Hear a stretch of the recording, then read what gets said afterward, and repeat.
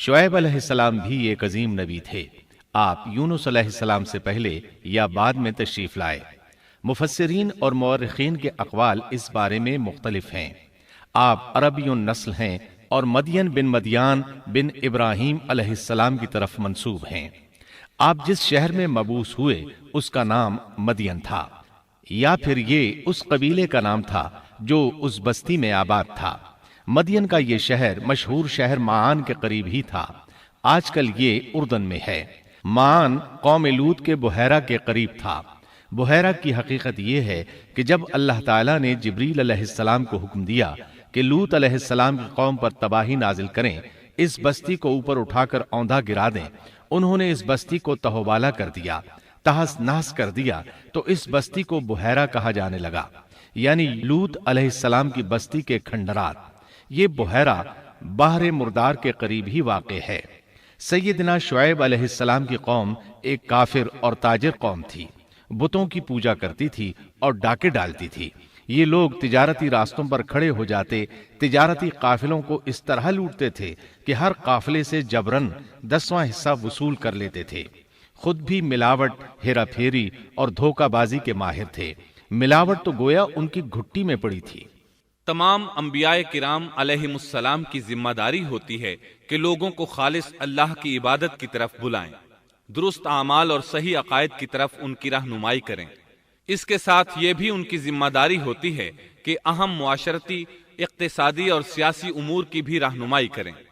حقیقت یہ ہے کہ تمام انبیاء کرام کا طریقہ یہی تھا کہ جہاں کہیں قوم میں کوئی ٹیڑھا پن دیکھتے اس کی اصلاح فرمانے کی کوشش کرتے۔ عبادت اور عقیدے کی اصلاح کرنے کے ساتھ ساتھ دوسری خرابیوں کا بھی سامنا کرتے جو اس قوم میں پائی جاتی تھی۔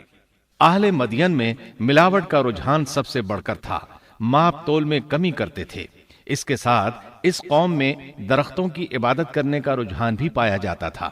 وہ درختوں کے پجاری تھے، اسی لیے اللہ تعالیٰ نے سورۃ الحجر آیت 78 میں فرمایا ہے، وَإِن كَانَ أَصْحَابُ الْأَيْكَةِ لَظَالِمِينَ، اور بے شک ایکا والے بھی بڑے ظالم تھے۔ اسی طرح سورۃ الشعراء آیت 176 میں باری تعالیٰ فرماتے ہیں، كَذَّبَ أَصْحَابُ الْأَيْكَةِ الْمُرْسَلِينَ، ایکا والوں نے بھی رسولوں کو جھٹلایا۔ اس قوم نے تو صرف شعیب علیہ السلام کی تکذیب کی تھی، پھر اللہ تعالیٰ نے رسولوں کی تکذیب کیوں فرمایا؟ اس کا جواب یہ ہے کہ ایک رسول اور نبی کی تکذیب تمام انبیاء کرام کی تکذیب ہے، کیونکہ سب انبیاء کرام کی دعوت ایک ہے، سب کے سب ایک ہی دعوت دیتے رہے ہیں، سب کا ایک ہی اعلان تھا، أَنِ اعْبُدُوا اللَّهَ وَاتَّقُوهُ وَأَطِيعُونِ، تم اللہ کی عبادت کرو اور اسی سے ڈرو اور میرا کہنا مانو۔ یہ تھی تمام انبیاء کرام کی دعوت۔ اللہ سورۃ الاعراف آیت 59 میں فرماتے ہیں، اعبدوا اللہ ما لکم من الہ غیرہ، تم اللہ کی عبادت کرو، اس کے سوا تمہارا کوئی معبود نہیں۔ مطلب یہ کہ تمام انبیاء کی دعوت ایک ہی تھی۔ اب جو آدمی صرف ایک نبی کو جھٹلاتا ہے، اس کی تعلیمات سے کفر کرتا ہے، تو گویا وہ سب کو جھٹلاتا ہے، سبھی کی تعلیمات سے انکار کرتا ہے۔ یہی وجہ ہے کہ اللہ تعالیٰ نے فرمایا، ایکا والوں نے رسولوں کو جھٹلایا، باوجود اس کے کہ انہوں نے صرف ایک رسول کو جھٹلایا تھا۔ شعیب علیہ السلام نے قوم کو دعوت دینی شروع کی۔ اللہ تعالیٰ سورہ اعراف آیت 85 میں فرماتے ہیں، وَإِلَى مَدْيَنَ أَخَاهُمْ شُعَيْبًا قَالَ يَا قَوْمِ اعْبُدُوا اللَّهَ مَا لَكُمْ مِنْ إِلَٰهٍ غَيْرُهُ قَدْ جَاءَتْكُمْ بَيِّنَةٌ مِّن رَّبِّكُمْ، اور ہم نے مدین کی طرف ان کے بھائی شعیب کو بھیجا، انہوں نے فرمایا، اے میری قوم، تم اللہ کی عبادت کرو، اس کے سوا تمہارا کوئی معبود نہیں، تمہارے پاس تمہارے پروردگار کی طرف سے واضح دلیل آ چکی ہے۔ سب کے سب انبیاء کرام معجزات کے ساتھ تشریف لائے ہیں۔ اگر معجزات نہ ہوتے تو لوگوں کو کیسے پہچان ہوتی کہ وہ حق پر ہیں؟ معجزات نہ ہوتے تو ہم ایک سچے نبی اور نبوت کے جھوٹے مدعی کے درمیان فرق کیسے کر سکتے تھے؟ نبی برحق تو معجزات لے کر آتا ہے، دنیا میں کوئی نبی ایسا نہیں آیا جو معجزات لے کر نہ آیا ہو۔ معجزے کی تعریف میں علماء لکھتے ہیں، المعجزة أمر خارق للعادة شيء لا يستطيعه البشر وليس من صنع البشر۔ معجزہ اس خلاف عادت امر کو کہتے ہیں جو انسانوں کی طاقت سے بالا ہو اور اس میں کسی آدمی کا عمل دخل نہ ہو، یعنی جس کو پیش کرنے سے انسان عاجز ہوں۔ عاجز کرنے والی وہی چیز ہوتی ہے جو زمینی قوانین اور ضوابط کے خلاف ہو، مثلا مردوں کا زندہ کرنا، پہاڑوں کو چیر کر اونٹنی کا نکل آنا، لاٹھی کا سانپ بن جانا، چاند کا 2 ٹکڑے ہونا اور دیگر معجزات۔ مختصر یہ کہ جو نبی دنیا میں تشریف لائے کوئی نہ کوئی معجزہ ضرور ساتھ لائے تاکہ لوگ ان کی سچائی پر ایمان لے آئیں۔ اگر کوئی شخص نبوت کا دعویٰ کرے اور ہاتھ کی صفائی سے کوئی شعبدہ دکھائے تو وہ معجزہ نہیں ہے۔ معجزہ ہونے کے لیے چند شرائط ہیں۔ نمبر 1، وہ کام خلاف عادت ہو، قوانین فطرت کو توڑنے والا ہو۔ نمبر 2، اس کام کو اللہ کسی نبی یا رسول کے ہاتھوں پر ظاہر کرے۔ نمبر 3، عورتوں سے ظاہر نہ ہو، اس لیے کہ انبیاء سب کے سب مرد تھے۔ اللہ تعالیٰ سورہ یوسف آیت 109 میں فرماتے ہیں، وما أرسلنا من قبلك إلا رجالا۔ آپ سے پہلے ہم نے جتنے رسول بھیجے سب مرد ہی تھے۔ نمبر 4، اس معجزے سے وہ دوسروں کو چیلنج بھی کرے کہ مخالفین میں سے کوئی ایسا کر کے دکھائے، چاہے سب مل کر دکھائیں، مطلب یہ کہ وہ معجزہ سب کے لیے چیلنج ہو۔ شعیب علیہ السلام نے بھی اپنے معجزے کے ذریعے اپنی قوم کو چیلنج کیا۔ اللہ تعالیٰ ان کی زبان سے سورہ آراف آیت 85 میں فرماتے ہیں، قد جاءتكم بينة من ربكم۔ تمہارے پاس تمہارے رب کی طرف سے واضح دلیل آ چکی ہے۔ شعیب علیہ السلام ایسے واضح اور روشن امور ان کے سامنے پیش کرتے ہیں کہ جن پر عمل پیرا ہو کر وہ دنیا و آخرت میں فلاح پا سکتے تھے۔ سورۃ الاعراف آیت 85 میں ہے، فَأَوْفُوا الْكَيْلَ وَالْمِيزَانَ وَلَا تَبْخَسُوا النَّاسَ أَشْيَاءَهُمْ وَلَا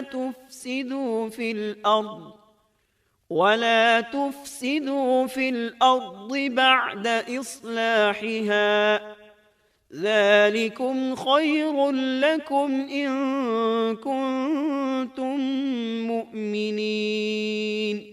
بس تم ناپ تول پورا کیا کرو اور لوگوں کو ان کی چیزیں کم کر کے مت دو، اور روئے زمین میں اس کے بعد کہ اس کی درستی کر دی گئی فساد مت پھیلاؤ، یہ تمہارے لیے فائدہ مند ہے اگر تم تصدیق کرو۔ اللہ تعالیٰ سورۃ الاعراف آیت 86 میں فرماتے ہیں، وَلَا تَقْعُدُوا بِكُلِّ صِرَاطٍ تُوعِدُونَ۔ اور تم سڑکوں پر اس غرض سے مت بیٹھا کرو کہ اللہ پر ایمان لانے والوں کو دھمکیاں دو۔ مطلب یہ کہ تمام تجارتی راستوں میں کٹوتیاں کرنے کے لیے نہ بیٹھا کرو، اگر وہ تمہیں رقوم ادا نہیں کرتے تو تم انہیں دھمکیاں دیتے ہو، جیسا کہ سورۃ الاعراف آیت 86 میں ہے، وَلَا تَقْعُدُوا بِكُلِّ صِرَاطٍ تُوعِدُونَ وَتَصُدُّونَ عَن سَبِيلِ اللَّهِ مَنْ آمَنَ بِهِ وَتَبْغُونَهَا عِوَجًا۔ اور تم سڑکوں پر اس غرض سے نہ بیٹھو کہ اللہ پر ایمان لانے والوں کو دھمکیاں دو اور اللہ کی راہ سے روکو اور اس میں کجی تلاش کرنے میں لگے رہو۔ اللہ تعالیٰ سورۃ الاعراف آیت 86 میں فرماتے ہیں، وَاذْكُرُوا إِذْ كُنتُمْ قَلِيلًا فَكَثَّرَكُمْ۔ اور اس حالت کو یاد کرو جب کہ تم کم تھے، پھر اللہ نے تمہیں زیادہ کر دیا۔ ان کی تعداد بالکل تھوڑی سی تھی، اللہ نے بڑی تیزی سے ان کی تعداد میں اضافہ کر دیا، لیکن جب انہوں نے شعیب علیہ السلام کی بات کو نہ مانا تو ان کا انجام کیا ہوا؟ اللہ تعالیٰ سورۃ الاعراف آیت 86 میں فرماتے ہیں، وانظروا كيف كان عاقبة المفسدين، اور دیکھو کیسا انجام ہوا فساد کرنے والوں کا۔ لوط علیہ السلام کی قوم چونکہ ان کے قریب ہی تھی، اس لیے ان کے انجام سے ڈرایا جا رہا ہے۔ قوم لوط کا واقعہ ان کے ہاں مشہور تھا۔ شعیب علیہ السلام کی دعوت کا تذکرہ سورہ ہود آیت 88 میں ہے کہ شعیب علیہ السلام نے اپنی قوم کو مخاطب کر کے فرمایا، ان اريد الا الاصلاح ما استطعت، میرا ارادہ تو اپنی طاقت بھر اصلاح کرنے ہی کا ہے۔ دائی حضرات پر صرف اپنی بساط کے مطابق پیغام پہنچا دینا ہوتا ہے۔ لوگوں کو ایمان لانے پر مجبور کرنا انبیاء اور دائی حضرات کے مشن میں شامل نہیں ہے۔ اللہ تعالی سورۃ الغاشیہ آیت 22 میں فرماتے ہیں، لست عليهم بمسيطر، آپ ان پر محاسب نہیں ہیں۔ مطلب یہ کہ آپ انہیں ایمان لانے اور راہ راست پر چلانے کے لیے مجبور نہیں کر سکتے۔ آپ کے ذمے یہی امر ہے کہ آپ ان کی اصلاح کرنے کی کوشش کریں۔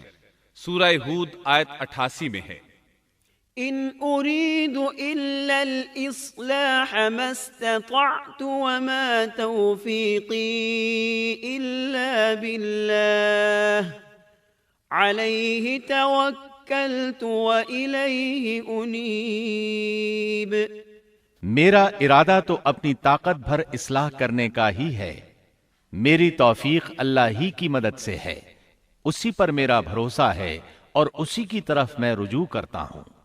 جب شعیب علیہ السلام نے انہیں ان باتوں کی طرف دعوت دی تو انہوں نے کفر کیا، آپ کو جھٹلایا، بلکہ یوں کہنے لگے، قالوا يا شعيب أصلاتك تأمرك أن نترك ما يعبد آباؤنا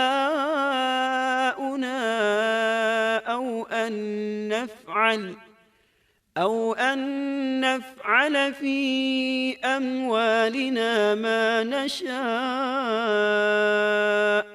انہوں نے جواب دیا کہ اے شعیب، کیا تیری نماز تجھے یہی حکم دیتی ہے کہ ہم اپنے باپ دادوں کے معبودوں کو چھوڑ دیں اور ہم اپنے مالوں میں جو کچھ چاہیں اس کا کرنا بھی چھوڑ دیں؟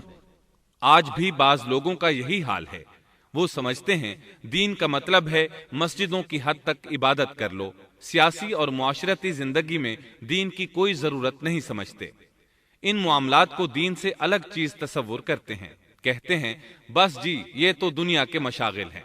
یہی حال تھا شعیب علیہ السلام کی قوم کا۔ سورہ ہود آیت 87 کے آخر میں ہے، إنك لأنت الحليم الرشيد، تو تو بڑا ہی باوقار اور نیک چلن آدمی ہے۔ مطلب یہ کہ انہوں نے مذاق کے انداز میں ان سے کہا، تو تو بڑا عقل مند ہے، کیوں ناراض ہوتا ہے؟ سیدنا ابن عباس رضی اللہ عنہما سے روایت ہے کہ وہ یہ بات ان سے مذاق کے انداز میں کہتے تھے، ان کی تعریف نہیں کرتے تھے۔ پھر شعیب علیہ السلام نے ان الفاظ میں سمجھایا، وَيَا قَوْمِ لَا يَجْرِمَنَّكُمْ شِقَاقِي أَن يُصِيبَكُم مِّثْلُ مَا أَصَابَ قَوْمَ نُوحٍ أَوْ قَوْمَ هُودٍ أَوْ قَوْمَ صَالِحٍ وَمَا قَوْمُ لُوطٍ مِّنكُم بِبَعِيدٍ۔ اور اے میری قوم، میرے خلاف ضد تمہارے لیے اس بات کا باعث نہ ہو جائے کہ تمہیں بھی ویسا ہی معاملہ پیش آ جائے جیسا قوم نوح یا قوم ہود یا قوم صالح کو پیش آ چکا ہے، اور قوم لوط تو تم سے کچھ دور نہیں۔ مطلب یہ تھا کہ قوم لوط تو تمہارے بالکل نزدیک تھی، ان پر آنے والے عذاب سے تو تم خود اچھی طرح خبردار ہو، جانتے ہو ان کے ساتھ کیا سلوک ہو چکا ہے۔ پھر آپ نے فرمایا، وَاسْتَغْفِرُوا رَبَّكُمْ ثُمَّ تُوبُوا إِلَيْهِ ان ربی رحیم ودود۔ تم اپنے رب سے استغفار کرو اور اس کی طرف توجہ کرو، یقین مانو کہ میرا رب بڑی مہربانی والا اور بہت محبت کرنے والا ہے۔ جب وہ اپنی ضد پر اڑے رہے تو شعیب علیہ السلام نے یوں فرمایا، تو ذرا ٹھہر جاؤ یہاں تک کہ ہمارے درمیان اللہ فیصلہ کیے دیتا ہے، اور وہ سب فیصلہ کرنے والوں سے بہتر ہے۔ پہلے تو عام واعظ و نصیحت فرمائی، جب قوم نہ سمجھی تو انہیں سابقہ ہلاک شدہ قوموں کی مثالیں دیں، ڈرایا کہ کہیں تمہیں بھی ایسے ہی عذابوں سے دوچار نہ ہونا پڑے، لیکن انہوں نے کسی بات کا اثر نہ لیا، الٹا یوں کہنے لگے، انما انت من المسحرین ما انت الا بشر مثلنا وان نظنك لمن الكاذبین فأسقط علينا كسفا من السماء إن كنت من الصادقين۔ تو ان میں سے ہے جن پر جادو کر دیا جاتا ہے، اور تو ہم ہی جیسا ایک انسان ہے، اور ہم تو تجھے جھوٹ بولنے والوں میں سے ہی خیال کرتے ہیں۔ اگر تو سچے لوگوں میں سے ہے تو ہم پر آسمان کا کوئی ٹکڑا گرا دے۔ مطلب یہ کہ آخرکار یہ لوگ پہلے لوگوں یعنی عاد اور سمود کے نقش قدم پر چلنے لگے، ان کے انبیاء انہیں حق کی طرف بلاتے رہے، وہ انکار کرتے رہے، آخر ان پر اللہ کے عذاب اترے۔ ایسے ہی یہ لوگ بھی شعیب علیہ السلام کو دھمکیاں دینے لگے، ان کے مقابلے پر اتر آئے۔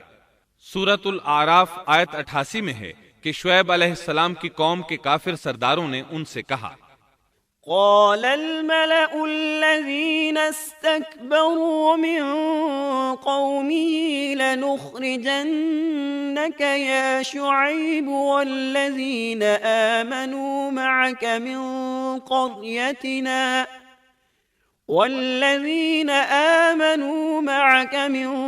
قريتنا أو لتعودن في ملتنا قال اولو كنا كارهين۔ ان کی قوم کے متکبر سرداروں نے کہا، اے شعیب، ہم آپ کو اور جو آپ کے ہمراہ ایمان والے ہیں انہیں اپنی بستی سے نکال دیں گے، یا یہ کہ تم ہمارے مذہب میں پھر آ جاؤ۔ شعیب نے جواب دیا، کیا ہم تمہارے مذہب میں آ جائیں؟ گو ہم اس کو مکروہ ہی سمجھتے ہوں۔ قوم کے سردار تکبر کرتے ہوئے مزید کہنے لگے کہ اگر تو اپنی دعوت پر اڑا رہا تو ہم تجھے مدین سے نکال دیں گے۔ جواب میں شعیب علیہ السلام نے کہا، اگر عذاب سے بچنا ہے تو میری بات مان لو۔ انہوں نے نہ صرف آپ کی بات ماننے سے انکار کر دیا بلکہ ان کا مذاق بھی اڑانے لگے۔ اس کا ذکر سورہ ہود آیت 91 میں آیا ہے۔ قالوا يا شعيب ما نفقه كثيرا مما تقول۔ انہوں نے کہا، اے شعیب، تیری اکثر باتیں تو ہماری سمجھ ہی میں نہیں آتی۔ شعیب علیہ السلام نے انہیں پھر سمجھایا تو وہ بولے، قالوا يا شعيب ما نفقه كثيرا مما تقول وإنا لنراك فينا ضعيفا ولولا رهطك لرجمناك وما أنت علينا بعزيز۔ اے شعیب، تیری اکثر باتیں تو ہماری سمجھ ہی میں نہیں آتی اور ہم تو تجھے اپنے اندر بہت کمزور پاتے ہیں۔ اگر تیرے قبیلے کا خیال نہ ہوتا تو ہم تجھے سنگسار کر دیتے، اور ہم پر تمہارا دباؤ تو ہے ہی نہیں۔ اس پر آپ نے فرمایا، یا قوم ارہطی اعز علیکم من اللہ۔ اے میری قوم کے لوگوں، کیا تمہارے نزدیک میرے قبیلے کے لوگ اللہ سے بھی زیادہ عزت والے ہیں؟ مطلب یہ کہ تم میری قوم قبیلے سے تو ڈرتے ہو لیکن اللہ تعالیٰ کا تمہیں کچھ بھی ڈر نہیں۔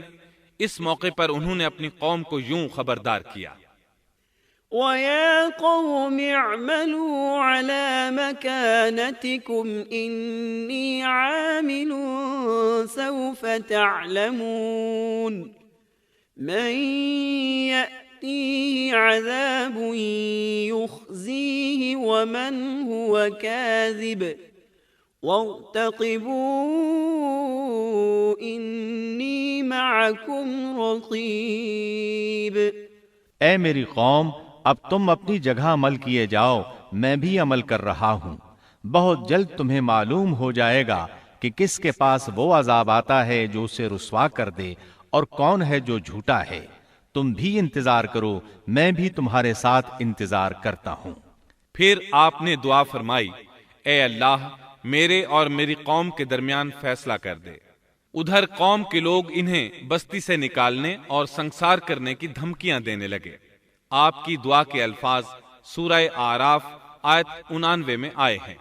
ربنا افتح بيننا وبين قومنا بالحق وأنت خير الفاتحين۔ اے ہمارے پروردگار، ہمارے اور ہماری قوم کے درمیان حق کے موافق فیصلہ کر دے، اور تو سب سے اچھا فیصلہ کرنے والا ہے۔ آخر کار فیصلے کی گھڑی آ پہنچی۔ اللہ تعالیٰ نے سیدنا شعیب علیہ السلام اور ان پر ایمان لانے والوں کو نجات عطا فرمائی، اور ان کی قوم پر عجیب و غریب عذاب نازل ہونا شروع ہوا۔ اور عذاب صرف ایک ہی قسم کا نہیں تھا، کئی نوعیتوں اور شکلوں میں آیا۔ اللہ سبحانہ و تعالی ہمیں اپنی قدرت کی نشانیاں دکھاتے ہیں کہ قوم عاد کس طرح تند و تیز ہواؤں سے تباہ کی گئی، جبکہ شعیب علیہ السلام کی قوم کو اس کے بالکل برعکس عذاب دیا گیا۔ اللہ تعالیٰ نے ہوا کو روک لیا، حالت ایسی ہو گئی کہ ہوا بالکل نہ چلی، گرمی اور حرارت تیز ہو گئی۔ پھر اللہ تعالیٰ نے بستی سے باہر ایک بادل بھیجا، اس کے نیچے سایہ تھا۔ بچے، بوڑھے، جوان اور عورتیں سبھی اس سائے میں جگہ پانے کے لیے بھاگے تاکہ گرمی سے بچ سکیں۔ آخر بادل کے نیچے پہنچ کر بیٹھ گئے۔ جو ہی سب وہاں پہنچ کر بیٹھے، ان کے نیچے کی زمین ہلنے لگی، ہچکولے کھانے لگی، یہاں تک کہ زلزلہ شروع ہو گیا۔ سب گھٹنوں کے بل گرتے چلے گئے۔ اسی وقت جبریل علیہ السلام تشریف لائے اور ایسی زوردار چیخ ماری کہ اس چیخ کی شدت کی تاب نہ لاتے ہوئے سب کے سب وہیں ڈھیر ہو گئے۔ اللہ تعالیٰ سورۃ الشعراء آیت 189 میں فرماتے ہیں، فَأَخَذَهُمْ عَذَابُ يَوْمِ الظُّلَّةِ، پس انہیں سائبان والے دن کے عذاب نے پکڑ لیا۔ جب انہوں نے سائے اور ہوا کو گم پایا تو بادل کو دیکھتے ہی اس کے سائے کی طرف لپکے، لیکن اس میں تو عذاب تھا، اور انہوں نے یہی تو کہا تھا، فَأَسْقِطْ عَلَيْنَا كِسَفًا مِّنَ السَّمَاءِ إِن كُنتَ مِنَ الصَّادِقِينَ۔ اگر تم سچے لوگوں میں سے ہو تو ہم پر آسمان کا کوئی ٹکڑا گرا دو۔ بس اللہ تعالیٰ نے آسمان سے ایسا ہی عذاب بھیج دیا۔ اللہ سورہ اعراف آیت 91 میں فرماتے ہیں، فَأَخَذَتْهُمُ الرَّجْفَةُ فَأَصْبَحُوا فِي دَارِهِمْ جَاثِمِينَ۔ پس انہیں زلزلے نے آ پکڑا، سو وہ اوندھے کے اوندھے پڑے رہ گئے۔ اللہ تعالیٰ مزید فرماتے ہیں، سورہ ہود آیت 94 تا 95 میں ہے، وَلَمَّا جَاءَ أَمْرُنَا نَجَّيْنَا شُعَيْبًا وَالَّذِينَ آمَنُوا مَعَهُ بِرَحْمَةٍ مِّنَّا وَأَخَذَتِ الَّذِينَ ظَلَمُوا الصَّيْحَةُ فَأَصْبَحُوا فِي دِيَارِهِمْ جَاثِمِينَ كَأَن لَّمْ يَغْنَوْا فِيهَا أَلَا بُعْدًا لِّمَدْيَنَ كَمَا بَعِدَتْ ثَمُودُ۔ جب ہمارا عذاب آ پہنچا، ہم نے شعیب کو اور ان کے ساتھ تمام مسلمانوں کو اپنی خاص رحمت سے نجات بخشی، اور ظالموں کو سخت چنگھاڑ نے آ پکڑا جس سے وہ اپنے گھروں میں اوندھے پڑے رہ گئے، گویا کہ وہ ان گھروں میں کبھی بسے ہی نہ تھے۔ آگاہ رہو، مدین والوں کے لیے بھی ویسی ہی پھٹکار ہے جیسی پھٹکار سمود پر پڑی۔ شعیب علیہ السلام اور ان پر ایمان لانے والے ان لوگوں سے دور کھڑے تھے، وہ ان کی طرف حسرت بھری نگاہوں سے دیکھ رہے تھے۔ سورہ آراف آیت 93 میں ارشاد ربانی ہے، فتولى عنهم وقال يا قوم لقد أبلغتكم رسالات ربي ونصحت لكم فكيف آسى على قوم كافرين۔ اس وقت شعیب ان سے منہ موڑ کر چلے اور فرمانے لگے، اے میری قوم، میں نے تمہیں اپنے پروردگار کے احکام پہنچا دیے اور میں نے تمہاری خیر خواہی کی، پھر میں ان کافر لوگوں پر کیوں رنج کروں؟ اس کے بعد وہ دوبارہ مدین کی طرف لوٹ آئے، کیونکہ مدین شہر تو باقی رہ گیا تھا، صرف اہل مدین ہی تباہ ہوئے تھے۔ بعد میں لوگ آہستہ آہستہ مدین میں آ کر آباد ہونے لگے۔ مدین شہر پھر سے آباد ہو گیا، اس کی رونقیں لوٹ آئیں۔ اب مدین کے اکثر باشندے مسلمان تھے، وہ مسلمان جو شعیب علیہ السلام کے ساتھ تھے۔ وہ اور دوسرے علاقوں سے آنے والے کفار اب اس شہر کے باشندے تھے، اور یہی وہ مدین شہر تھا جس میں سیدنا موسیٰ علیہ السلام تشریف لائے تھے۔ شعیب علیہ السلام کا قصہ اپنے اختتام کو پہنچا۔ اب ہم آپ کو اصحاب القریہ کا قصہ سنائیں گے۔ اصحاب القریہ کا قصہ اللہ تعالیٰ نے سورہ یاسین میں بیان فرمایا ہے۔ اللہ تعالیٰ اس سورہ کی آیت 13 میں فرماتے ہیں، واضرب لهم مثلا أصحاب القرية إذ جاءها المرسلون۔ اور آپ ان کے سامنے ایک مثال یعنی ایک بستی والوں کا قصہ بیان کیجئے جبکہ اس بستی میں کئی رسول آئے۔ اکثر مفسرین کے قول کے مطابق یہ بستی انطاکیہ ہے۔ یہ ملک شام کے شمال میں ترکی کے قریب واقع ہے۔ اس بستی میں اللہ تعالیٰ کے رسول تشریف لائے، جیسا کہ سورہ یاسین آیت 14 میں ہے، اذ ارسلنا الیہم اثنین، جب ہم نے ان کے پاس 2 رسولوں کو بھیجا۔ ایک ہی وقت میں 2 نبی دونوں دعوت پیش کرتے ہیں، لیکن ہوا کیا؟ اللہ فرماتے ہیں، فَكَذَّبُوهُمَا فَعَزَّزْنَا بِثَالِثٍ فَقَالُوا إِنَّا إِلَيْكُمْ مُرْسَلُونَ۔ سو ان لوگوں نے اول دونوں کو جھٹلایا، پھر ہم نے تیسرے سے تائید کی، سو ان تینوں نے کہا کہ ہم تمہارے پاس بھیجے گئے ہیں۔ مطلب یہ کہ 3 نبی بیک وقت انہیں اللہ کا پیغام سناتے رہے۔ ایک قول کے مطابق ان تینوں کے نام صادق، صدوق اور شلوم تھے، واللہ عالم۔ انہوں نے اپنی قوم کو توحید کی دعوت دینی شروع کی، انہیں ڈرانا شروع کیا اور یہ اعلان بھی کیا، وَمَا عَلَيْنَا إِلَّا الْبَلَاغُ الْمُبِينُ۔ ہمارے ذمے تو صرف واضح طور پر پہنچا دینا ہے۔ تمہیں ہدایت سے سرفراز کرنا ہماری ذمہ داری نہیں، ہدایت صرف اللہ تبارک و تعالی کے اختیار میں ہے۔ ان میں سے کچھ بدبخت لوگ سابقہ بدبخت قوموں کی طرح کہنے لگے، قالوا ما أنتم إلا بشر مثلنا وما أنزل الرحمن من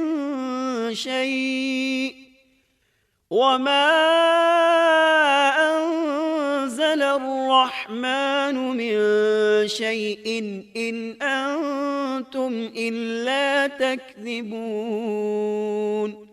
ان لوگوں نے کہا، تم تو ہماری طرح معمولی آدمی ہو اور رحمان نے کوئی چیز نازل نہیں کی، تم نرا جھوٹ بولتے ہو۔ انبیاء کرام ان لوگوں کو دعوت حق دیتے رہے، توحید کا پیغام سناتے رہے، لیکن وہ لوگ اپنے کفر ہی پر ڈٹے رہے۔ قالوا إنا تطيرنا بكم لئن لم تنتهوا لنرجمنكم وليمسنكم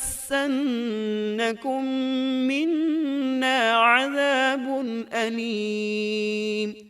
انہوں نے کہا کہ ہم تو تمہیں منحوس سمجھتے ہیں، اگر تم باز نہ آئے تو ہم پتھروں سے تمہارا کام تمام کر دیں گے اور تمہیں ہماری طرف سے سخت تکلیف پہنچے گی۔ پہلے تو انہیں منحوس قرار دیا، پھر سنسار کرنے کی دھمکی دی، سخت سزا کی باتیں کرنے لگے۔ انبیاء نے انہیں جو جواب دیا سورہ یاسین آیت 19 میں اس طرح ہے: قالوا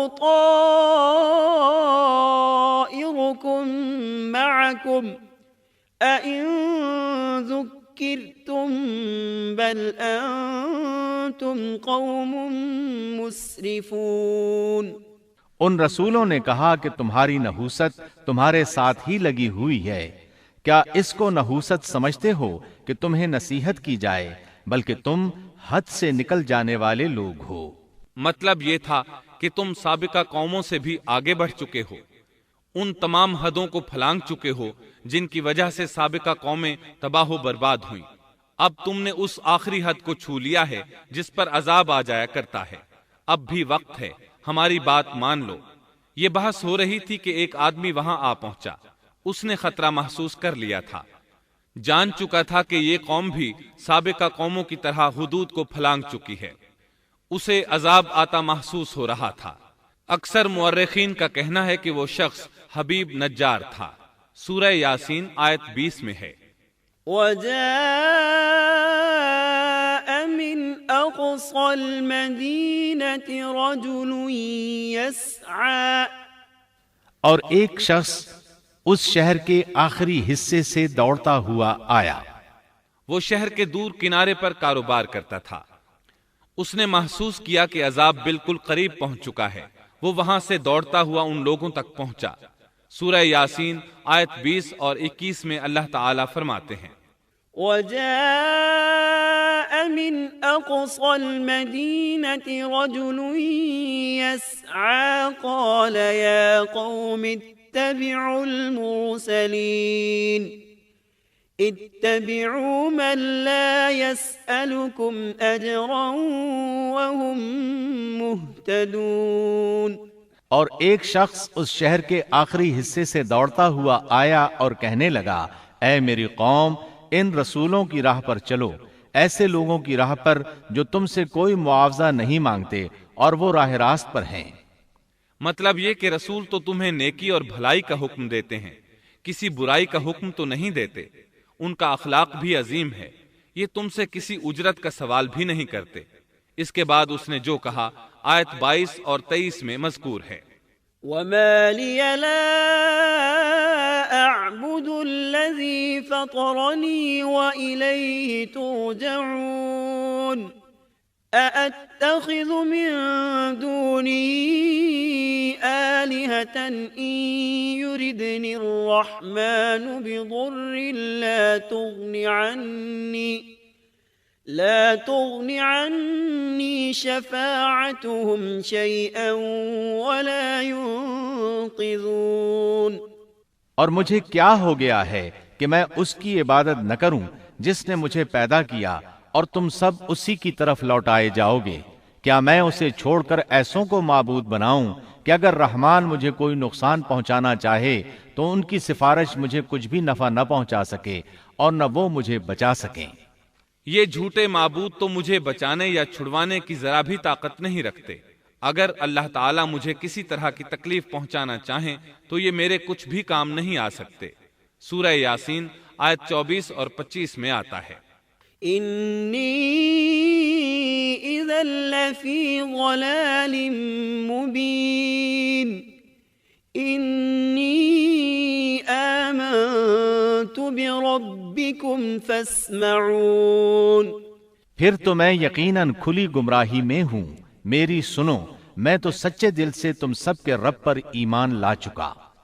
یہ باتیں سن کر قوم کے لوگ غصے میں آ گئے اور کہنے لگے: اچھا، کیا تو بھی ان کے ساتھ ہے؟ غصے میں اس پر پل پڑے اور نیچے زمین پر پٹخ دیا۔ لوگ اسے مارنے پیٹنے، اس کے اوپر چڑھ کر کودنے لگے۔ ابن عباس رضی اللہ عنہما بیان کرتے ہیں کہ اس کے پیٹ پر چڑھ کر کودنے لگے، یہاں تک کہ اس کی آنتیں باہر نکل آئیں۔ بالآخر انہوں نے اسے شہید کر دیا۔ سورہ یاسین آیت 26 میں ہے۔ قیل ادخل الجنہ، ارشاد ہوا جا جنت میں داخل ہو جا، یعنی اس سے فوراً ہی یہ کہہ دیا گیا کہ جنت میں داخل ہو جا، کیونکہ وہ شہید ہوا تھا۔ یہاں اللہ تعالیٰ نے بات کو بہت مختصر بیان کیا، پوری تفصیل بیان نہیں کی کہ انہوں نے اسے پکڑا، مارا، پھر شہید کیا، اور اس کے بعد اس کے لیے حکم ہوا کہ جنت میں داخل ہو جا، اور یہ بالکل واضح بات ہے۔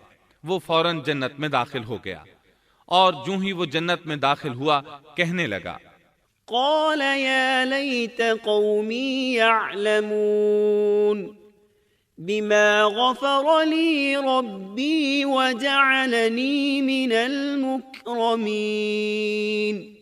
کہنے لگا کاش میری قوم کو بھی علم ہو جاتا کہ میرے پروردگار نے مجھے بخش دیا اور مجھے عزت داروں میں شامل کر دیا۔ بس شہید ہوتے ہی سب گناہ ختم ہو گئے۔ اللہ کے راستے میں شہادت سے بڑھ کر کوئی شہادت ہو بھی تو نہیں سکتی۔ اللہ تعالیٰ کی بارگاہ میں دعا ہے وہ ہم سب کو بھی اپنی راہ میں شہادت نصیب فرمائے، اس لیے کہ شہید کو اللہ کی طرف سے وہ اعزاز اور اکرام ملتا ہے جو کسی اور کو نصیب نہیں ہوتا۔ اب اس قوم کی سنیے جس نے اسے شہید کیا تھا۔ اللہ تعالیٰ سورہ یاسین آیت 28 اور 29 میں فرماتے ہیں، وما انزلنا على قومه من بعده من جند من السماء وما كنا منزلين إن كانت إلا صيحة واحدة فإذا هم خامدون۔ اس کے بعد ہم نے اس کی قوم پر آسمان سے کوئی لشکر نہیں اتارا اور نہ اس طرح ہم اتارا کرتے ہیں، وہ تو صرف ایک زور کی چیخ تھی کہ یکا یک وہ سب بجھ بجھا گئے۔ اس موقع پر جبریل علیہ السلام اکیلے ہی آئے تھے اور انہوں نے ایک چیخ ماری تھی اور بس وہ سب کے سب اسی دم بجھ گئے، مر گئے۔ اللہ تعالیٰ آیت 30 میں فرماتے ہیں، یا حسرة على العباد ما يأتيهم من رسول إلا كانوا به يستهزئون۔ ایسے بندوں پر افسوس، کبھی بھی کوئی رسول ان کے پاس نہیں آیا جس کی ہنسی انہوں نے نہ اڑائی ہو۔ یہ جبریل امین علیہ السلام کون ہیں، کیا ہیں؟ اللہ کی مخلوق میں سے ایک مخلوق ہیں۔ ان کی صرف ایک چیخ سے وہ سب وہیں ڈھیر ہو گئے، ایسے بن گئے جیسے آگ کے انگارے بجھے ہوئے ہوتے ہیں۔ سبحان اللہ، پاک ہے وہ ذات جو زبردست قوتوں والی ہے اور جس نے جبریل علیہ السلام کو پیدا فرمایا ہے۔ اور جب جبریل مخلوق ہے اور مخلوق کی یہ طاقت ہے تو اس خالق و مالک کی طاقت کا اندازہ بھلا کون لگا سکتا ہے؟ اس کی طاقت کی کیا کوئی حد ہو سکتی ہے؟ یہ قصہ تھا اصحاب القریہ کا جنہوں نے پیغمبروں کو جھٹلایا، اور یہ تھے چند ایک واقعات ان نبیوں اور قوموں کے اور ان کی بستیوں کے جو سیدنا ابراہیم علیہ السلام اور سیدنا شعیب علیہ السلام کے درمیانی زمانے میں ہوئے، جن کے واقعات اللہ تعالیٰ نے ہمارے لیے قرآن کریم میں بیان فرمائے۔